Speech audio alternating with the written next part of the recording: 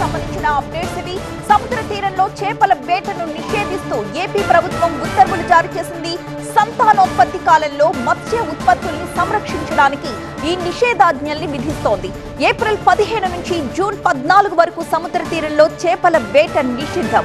మొత్తం 61 రోజుల పాటు రాష్ట్రంలో చేపల వేటపై నిషేధం కొనసాగుతోంది. అటు నిజాంపట్నం హార్బర్లో బోట్లన్నీ కూడా ఒడ్డుకు చేరాయి. మత్స్యకారులంతా తమ సామాగ్రితో ఇంటి బాట పట్టారు. మత్స్య సంపద వృద్ధి కోసమే సముద్ర వేటను నిషేధిస్తున్నట్లు చెప్తోంది ప్రభుత్వం.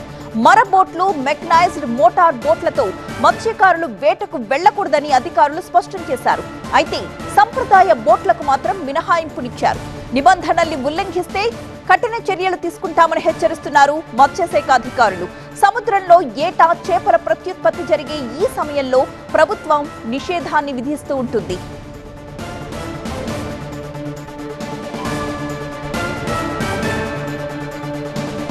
వేట నిలిచిపోనుంది. దీనికి సంబంధించిన అప్డేట్స్ ఇవి.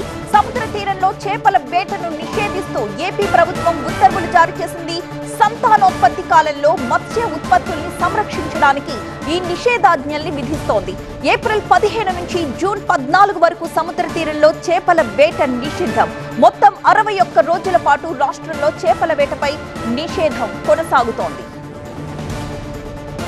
అటు నిజాంపట్నం హార్బర్లో బోట్లన్నీ కూడా ఒడ్డుకు చేరాయి. మత్స్యకారులంతా తమ సామాగ్రితో ఇంటి బాట పట్టారు. మత్స్య సంపద వృద్ధి కోసమే సముద్ర వేటను నిషేధిస్తున్నట్లు చెప్తోంది ప్రభుత్వం. మర బోట్లు, మెకనైజ్డ్ మోటార్ బోట్లతో మత్స్యకారులు వేటకు వెళ్లకూడదని అధికారులు స్పష్టం చేశారు. అయితే సంప్రదాయ బోట్లకు మాత్రం మినహాయింపునిచ్చారు. నిబంధనల్ని ఉల్లంఘిస్తే కఠిన చర్యలు తీసుకుంటామని హెచ్చరిస్తున్నారు మత్స్యశాఖ అధికారులు. సముద్రంలో ఏటా చేపల ప్రత్యుత్పత్తి జరిగే ఈ సమయంలో ప్రభుత్వం నిషేధాన్ని విధిస్తూ ఉంటుంది.